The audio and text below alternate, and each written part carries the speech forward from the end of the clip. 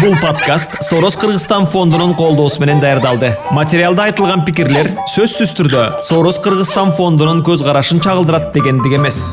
Бала чака подкасты. Саламатсыздарбы угармандар. Биз Бала чака деп аталган жаңы подкаст баштадык. Бул подкастта балага тарбия берүүдө өзүбүздүн тажрыйбабыз, оюбуз жана окуяларыбыз менен бөлүшөбүз. Менин атым Наргиза Кожобекова, менин 4 балам бар. Улуу балам 12-де, Байел. Кийинкиси Санжар 8-де, кийинкиси Нуртай 4-тө, ал эми кенжебиз Умай, ал 2,5 жашта. Саламатсыздарбы? Менин атым Замир. Мен болсо 2 баланын атасымын. Кызым 13 жашта, аты Сымбат. Ал эми уулум болсо 9 жашта, аты Тагай.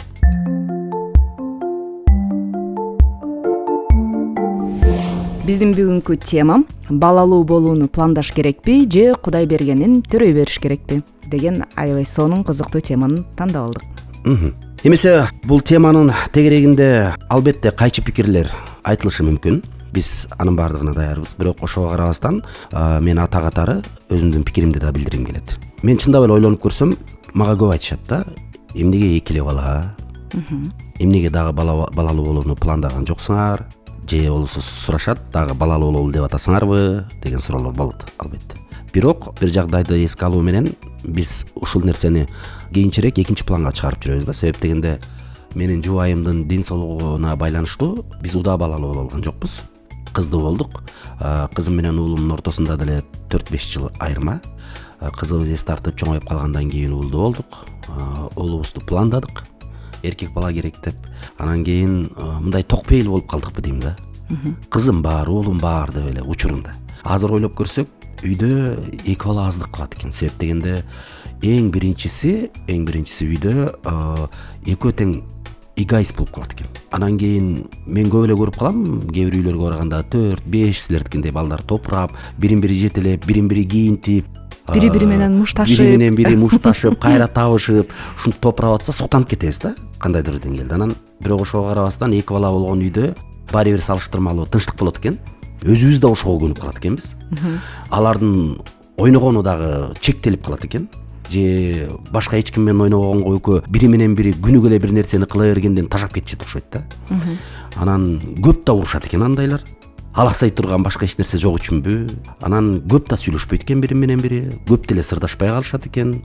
Анан жеке басар болуп калат экен. Ошон үчүн мен ойлойм, кээде ошо бир чети 4-5 балалуу болгон деле жакшы окшойт деп. Эми албетте жанагындай материалдык жакты эске алганда деле кээ бирде айтышат, баланы төрөгөндөн кийин аны бакканды да билиш керек, тапкандан кийин баланы пландаш керек дейт. Кээ бир адамдардын ою жок, пландабаш керек, Кудайдын бергени бала деген рызкысы менен келет дешет. Билбейм. Эл эмне дейт? Элдин пикирлери. Ар бир бала өз рызкын менен төрөлөт да. Мына чектөө койгонго мен каршы элемин да. Мисалы илгери көп 10 чакты балалуу болуп эле ошону бар чоңоюп жакшы эле болбоду эле. Мисалы менин оюм ошондой да. Кудайдын буйругун чектөө коюп койсок, Кыргызстан итеге эле аспыз. Азайып кетебиз деп ойлойм да менин оюм.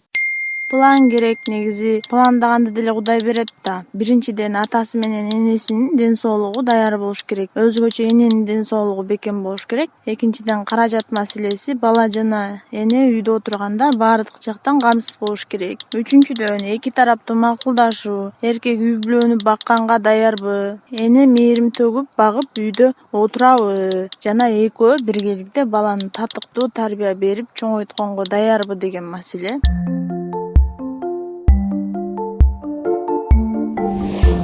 Мен бул боюнча өзүмдүн оюмду айта турган болсом, бир бетке айта албайм.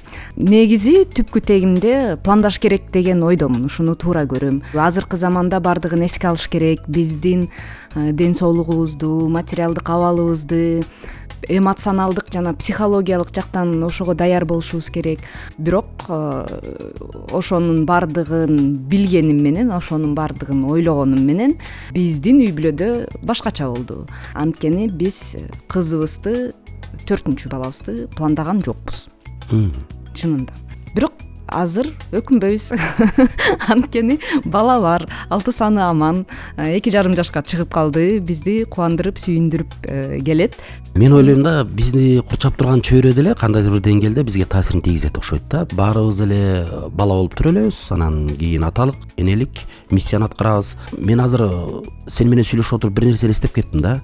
Мен бала чагымды элестеттим да, өзүмдү баланын ордуна койдум. Мисалы, мен 7 бир тууганмын. Мен улуусумун. Анан улуулары түшүкчүл болуп калат окшойт да. Себеп дегенде калгандарынын жоопкерчилиги улууларында болот экен да, көбүнчө. Анан биздин кошуналарыбызда ушу 2ден чакан эле үй бүлөлөр экен да. Анан биз ол убакта чындыгында жетишпеген заманда чоңойдук. 90-жылдарга туура келет. Анан жетишпей ушу. Анан мен ошондо бала кезимде ушу кыялданчу окшойм да. Мен 2 эле балалуу болом депчи. Мен азыр ошону кийин мойнума алып атам да. Чындап эле биз кичинебизде эмнени кыялдансак ошол нерсе аткарылат окшойт да. Биз аны атайын деле кылбайт окшойбуз да. Анан мен ошондо суктанчу окшойм ошо аз үй бүлөлөргөчү. Себеп дегенде жанагынча бөбөктөрүмдүн баары мага бир нерсе катуу тийген да. Мен мектеп окуучусумун. 10-11 класс окуп жүргөнүмдө кичинекей карындашым төрөлдү да. Мен үчүн мамам төрөдү деген кандайдыр мага жагымсыз нерсе болду да. Уят болду да. Мен ошону сүйүнчүлөй алган жокмун, эч ким менен кубанычымды бөлүшө алган жокмун. Мен эмнегедир ошону каалаган жокмун да. Ушу кичи карындашым төрөлүп калышынчы. Мага ошонун баары таасир эткенби дейм да. Азыр да мен өзүмдү салыштырам. Мисалы, кызым 6-7 класста окуп калды, эми тартып калды, чоңоюп калды дегендей. Кызымды мен азыр эстесем, мындан 2 жыл эле мурун мама качан лялечка төрөйсүз деп угуп калчумун да кээде. Азыр топтап такырантпай калды, сурабай калды да. Эмне үчүн? Билбейм эмнеге экенин. Анан мен өзүмө салыштырып атам да. Мен деле бала көрсө чоңоюп калгандан кийин ошо ата энесинин дагы кайталап төрөшүн же болбосо үйгө наристе келишин көп каалабай калат окшойт дейм да. Балким түйшүктөн дагы качат улуу бала. Анткени мен өзүмдүн баламды мисал келтирсем болот. Улуу балам Байел 12-де. Ал бир топ эле каралашат, инисин, кичүү карындашын. Аны балдарды багат баштан аякка, ошо жоопкерчиликтин баардыгы анда деп айтпайм, бирок эшикке чыкканда, корок ойногондо, балдар менен ойногондо ага учкаштырып, дагы бир жумушта көз салып туруш керек. Жанына ээрчиште жүрөт. Толугу менен баш оту менен оюнга кире албайт. Тиги балдарды дагы дайыма эстеп ойлоп, себеби тил угат ошо.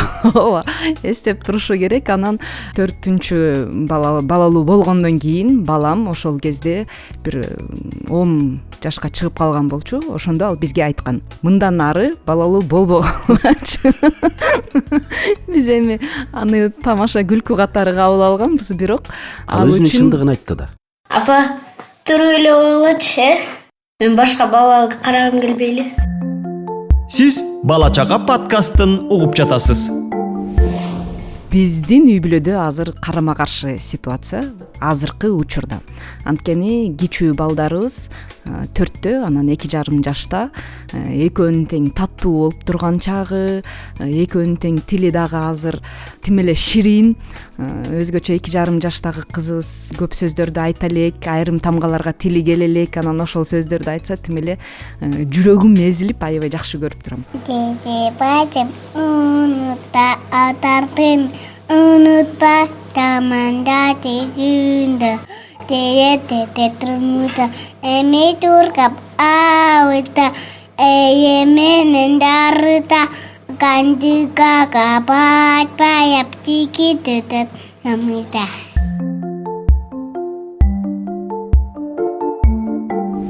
Бирок ошол эле учурда, мисал үчүн, жумуштан кийин үйгө келгенде 4төө тең 4 тарабыман апалап тытмалашат. Мени менен сүйлөшкүсү келип, ошол менин көңүлүмө зар болуп турушат да. Анан тамактанганда дагы столдун үстүндө мушташмай, чырлашып кетмей, эки-экиден чабышмай дегендей. Эң оору мен үчүн балдарыма калыс болуп бермей. Анткени экөө мушташып кетсе, кимисине болушуп, кимиси чын, кимиси калп, кандай кылып атканын билбейсиң. Болгону мен дараметим жеткени экөөнү эки жакка ажыратам дагы, тынч отура тургула дейм. Бирок бул деле кыска убакытка, андан кийин урушканга жаңы тема, жаңы себеп, талашканга жаңы бир оюнчук иш кылып бир нерсе табышат да. Бунун бардыгы убактылуу нерсе экенин түшүнүп турам, бирок ошол учурда мен үчүн эмнегедир мунун баары оор болот да. Жумушка кетем, жумуштан үйгө келгенче шашам, балдарымды сагынып кетем, бирок бир кыска убакыттын ичинде менин бул сагынымдын баардыгы жок болуп кетет дагы кандайдыр бир чарчоо сезими пайда болот. Бирок аял заты көбүнчө бизге салыштырмалуу үйдө көбүрөөк болот экен да. Анан менге да ойлойм ушу эки баламды деле үйдө жубайымдын энергиясын бир топ эле алып койсо керек да. Себеп дегенде мен өзүмөн билем да. Мен да үйгө барганда мен алар менен канчалык сагынып барсам деле ашып кетсе жарым эле саат. Андайын кубалайм. Мен башка бир бөлмөдө болгум келет да. Бат эле тил табыша албай калабыз. Эл эмне дейт? Элдин пикирлери. Ар бир эле үй бүлө көп балалуу болгусу келет. Азыркы Кыргызстандын шартына байланыштуу бул Кыргызстанда орточо айлык эсеп менен көп баланы багыш кыйын. Анткени балага толук кандуу камкордук керек. Эч нерседен кем болбошу керек. Антпесе баланын психологиясы бузулуп, башка балдардан кемсинип калышы мүмкүн. Эмне үчүн менин ата-энем ошол акчаны бербейт элдикиндей кылып? Же элдикиндей кылып эмне үчүн мени ойнотуп, оюн зоокторго алып бара албайт? Же болбосо эмне үчүн ошол кийимди мен тиги балдардай болуп кийине албайм деп баланын психологиясы бузулуп калышы мүмкүн. Ошон үчүн азыркы шартта пландап төрөгөн жакшы го. Менин оюмча эч кандай пландаштыруунун кереги жок. Бул болбогон нерсе деп ойлойм. Колдон келсе көп балалуу боло берген жакшы. Мына илгертен эле биздин ата бабаларыбыз көп балалуу болуп келишиптир. Мынакей биз деле күбө болуп калып агаларыбыз, эжелерибиз угушубузга караганда кичинекейинде ошо топуракчанга ойноп эле көчөдү. Жылаң айлаксызга чуркап жүрүп ойноп жүрүп эле чоңоюшуптур. Азыркыга чейин мына жакшынакай эле ден соолуктары чың жашап келатышат. Бул пландаштыруу деген болбогон нерсе деп ойлойм.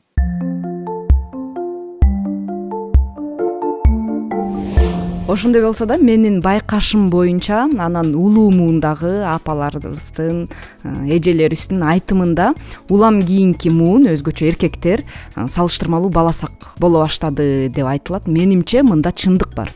Анткени мен улуу балам менен больницага, поликлиника барып калганда кезекте тургандар жалаң энелер болчу. Жаш, кары, бир баласы менен, эки баласы менен энелер көп болчу. Азыр эркектер көп эмес, бирок эркектер кошо келишет да, келинчектер менен кошо келишет. Бир баланы энеси, чоң энеси, атасы коштоп келет. Айрым учурларда чоң аталар менен кошо келгендер бар да. Анан бул нерсе мени кубандырбай койбойт. Анткени балага көңүл буруу менимче бул аң сезимдин өсүшү. Балага көңүл буруп атат, демек энелерге дагы кандайдыр бир жеңилдик бар. Демек алардын түйшүгүн тең бөлүшкөн адамдар көбөйө баштады. Сен туура айтасың. Азыр мен да элестетип атам да. Эгерде менин келинчегим ден соолугу аркылуу бир клиникага же бир жака барып көрүнүп келейин десе, ал мага тиешеси жоктой кабыл алам да. Барып көрүнүп келе бересиң да деп. Чындап эле. Барып ойноп кел да сейилдеп кел. Бугуң чыгарып кел дегенде. Ошондой эле угулат. Качан балдар жөнүндө тема болгондо, эртең балдарды прививкага же болбосо поликлиникага барып текшертип, профилактика тияк бияк десе, ал мага тийиштүүдөй сезилет, чындап эле. Аны эки баланы алып жүрмөк беле деп ойлойт окшойм да. Алып барам мен, бирок ооба чогуу барабыз. Эгер биз ушул нерсени кайра эле кайталай берсек, кийинки күндөрү эркектер өзгөрүп баратат дей берсек, анда бул намыс катары кабыл алышы мүмкүн кээ бир эркектер үчүн. Сиз Бала Чака подкастын угуп жатасыз. Дагы менин бир тааныштарымда мындай нерсе бар да. Балалуу болууда жолдош айтат да, аны жубай айткан жок. Фигурам бузулат деп төрөбөй жүрөт деген учурлар кездешет да. Анан мен ошондой учурда таң калып коем да. Эгерде макул ал өзүнө кам көрүп атат, ал биринчи кезекте өзүн ойлоп атат. Себеп дегенде адамда, ар бир адамда, эркекте болобу, аялда болобу, укук бар дегендей, чынбы? Ал балким өзүнүн укугу үчүн ошентип айтып атат, балким күйөөмө жакпай калам деп корккон үчүн ошентип айтып атат. Ар кандай себептер болушу мүмкүн. Бирок ошол нерсе күйөөсүнө катуу тиет экен аябай. Ошо менин жакын эле таанышым ошол айтты да. Биз дагы деле балалуу болмокпуз дейт. Алар 3 баласы бар бирок. Анан келинчегим ошо ден соолугу жакшы эле дейт, бирок ошо фигурам бузулат деп. Анан мен тамашалап күлүп атпайм. Эми төрөп атып эле фигурасы бузулуп атабы же тамактан да кетип атабы? Анын дагы ар кандай себептери, балким көп кыймылдабаган үчүн ошондой да болуп атышы мүмкүн. Демек, азыр баардык шарттар бар азыр. Мисалы, төрөп коюп деле фитнес клубтарга барса болот, кайра фигураны калыбына келтирүүгө болот. Десем, жок, азырынча мындай нерселерди мен сунушта кылып көрө элекмин. Ал фитнеске кетип 3 бала менен мен калам үйдө дейт. Демек өзүнө жоопкерчиликти алгысы келбейт. Бирок бул жакта аялын күнөөлүү кылып коюш ал үчүн аябай ыңгайлуу болуп атат окшойт. Балким. Биздин коомдо жаңыдан баш кошкон жубайларга, өзгөчө келиндерге удасы менен төрөп ал деген сунуштар аябай көп айтылат. Мен буга дагы эки анча пикирим бар да. Удасы менен төрөсө болот, эгер кайра эле адаттагыдай ден соолугу бар болсо, материалдык абалы ошого мүмкүнчүлүк берсе, анан келиндин каралаша турган адамы бар болсо, бул менин жеке пикирим. Биздин кичүү балдарыбыздын ортосу 1 жаш 7 ай уда. Бирок мен жалгыз болдум, анткени тынчтык эртеден кечке жумушта болуп атты. Бул аябай эле оор жана кыйын. Эне үчүн дагы, балдар үчүн дагы. Анткени кичүү баламды төрөп үйгө келгенден кийин улурагы ал деле болгону 1 жаш 7 ай, 2ге чыга элек бала, ал үчүн дагы аябай катуу стресс болду. Ага мен түшүндүрүп бере албайм, сен чоңсуң, бул кичинекей деген нерсени ал кабыл албайт. Ал өзүн дале кичинекей бала бөбөк сезет. Кийин деле экөө азыр чоңоюп калды, оюнчук талашып, бир нерсе болуп калганда сен чоңсуң, бул сенден кичирээк, берип кой дегенди дагы кабыл ала албайт. Ошол кеңешти менимче мен сенин балаңды кошо каралашып берем, жаныңда болом деген гана адамдар берүүгө акысы бар. Жоопкерчиликти кошо алыппы? Жоопкерчиликти кошо алып. Ушул чоң ата, чоң апалардын пикирлери бир эле нерсени эске алуу менен айтылат окшойт да. Жаш кезиңерде балалуу болуп алгыла деген, анан ден соолугуңар бар кезде балалуу болуп алгыла, анан силер менен кошо чоңоюп, анан ижарага жарап калат деп коюшат го, мисалы. Кошо кармашып, алардын деле силер менен тең чоңойгону жакшы деп ушинтип көп айтышат го.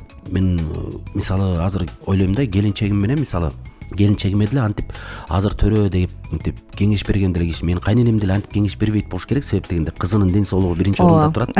Мен билем да ошону. Кыздын энелери менимче антип эч качан кеңеш бербейт. Мен ошо, мен да ошону сезем. Кайненем бир да жолу келип кайнатам, балалуу болбойсуңарбы деген уккан жокпуз да. Бул жабык тема алар үчүн. Себеп дегенде кызыган жана антип кайра эле ден соолугу кичине сырколоп атса, анан ошого көбүрөөк мындай сарсана болушат да. Эгерде менин тарапта менин ата энем болгондо, балким алар айтмакпы дейм да. Эмне эки бала менен төрөгүлө дагы деп, себеп дегенде аларга небере керек да.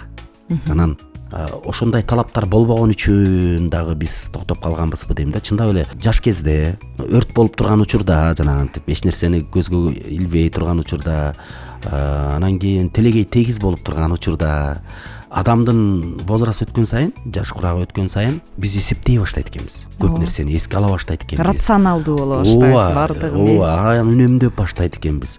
Алардын келечегин чындап эле ойлонуп баштайт экенбиз. Ошолорду ойлоно элек кезде төрөп алган эле жакшы окшойт деп калдым да.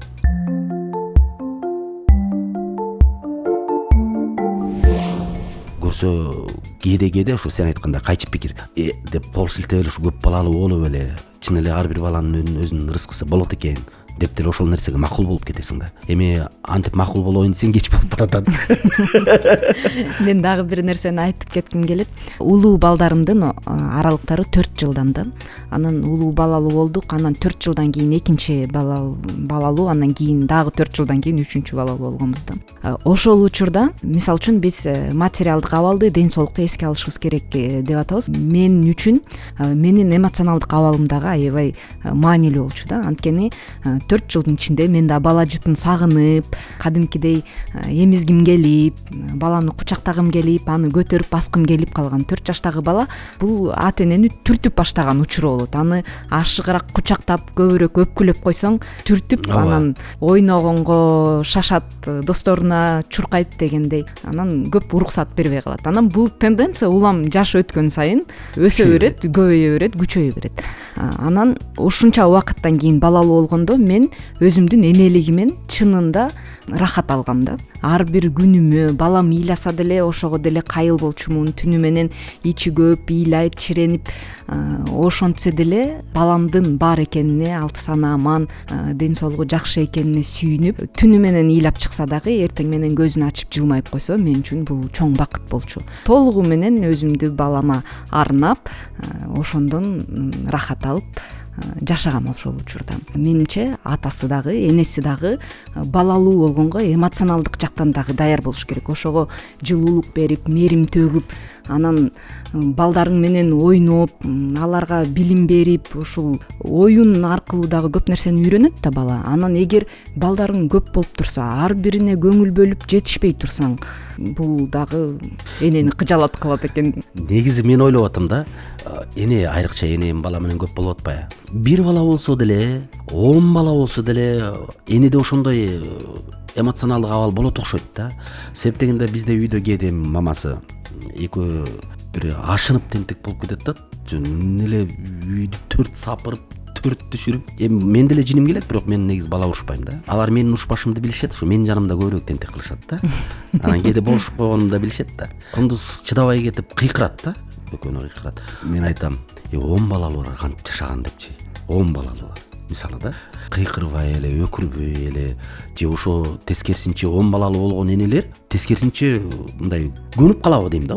Улуусу эле тарбиялап эле, кийинкисин жетелеп, тескерисинче жоопкерчиликти улам эле бир улуусуна тапшырып коюп эле ата эне тескерисинче колу көбүрөөк бош болобу дейм да.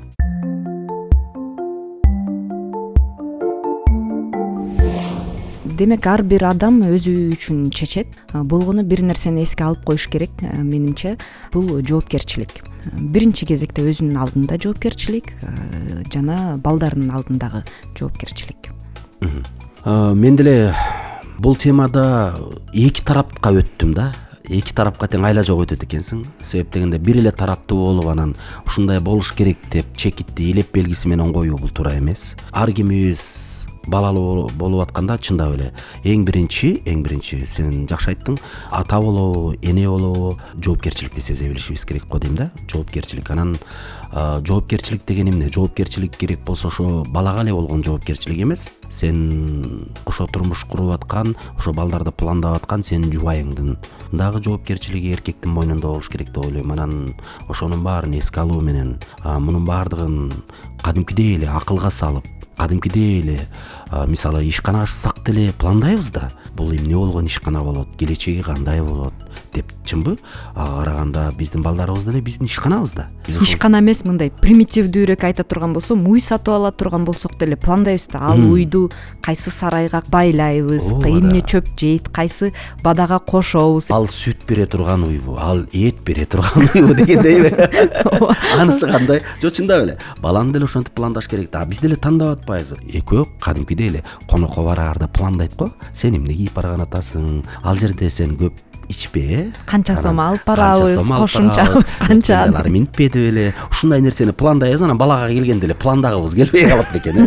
Жок, пландаш керек менин оюмча. Ошон үчүн пландаган нерсе жакшы болот го деп ойлойм. Туура, мен дагы ушул ойго кошулам. Урматтуу угармандар, бүгүн биз балалуу болууну пландаш керекпи же Кудай бергенин төрөй бериш керекпи деген теманын тегерегинде ой жүгүрттүк. Биз болгону өзүбүздүн пикирибизди айттык. Бул биздин пикирди таңуулагандык эмес. Өзүңөрдүн ой пикирлериңерди, сунуштарыңарды 0704 00 46 08 WhatsApp номерине жөнөтсөңүз болот. Биз баардыгын кабыл алып эске алууга аракет кылабыз. Көңүл бурганыңыздар үчүн рахмат. Кийинки берүүбүздө эмне жөнүндө сүйлөшкөн атабыз? Кийинки берүүбүз аябай сонун аял менен бирге төрөш керекпи? Жок, аялдын төрөп аткандагы процессине эркек киши катышыш керекпи? Аялдын төрөп жаткан процессине эркек киши катышыш керекпи? Же бул обу жок аялдардын ойлоп тапканыбы? Кийинкиси мындан дагы өтө оор, мындан да өтө кызыктуу тема болот экен. Демек, кийинки берүүдө угушканга чейин сак саламатта туруңуздар. Жакшы калыңыз.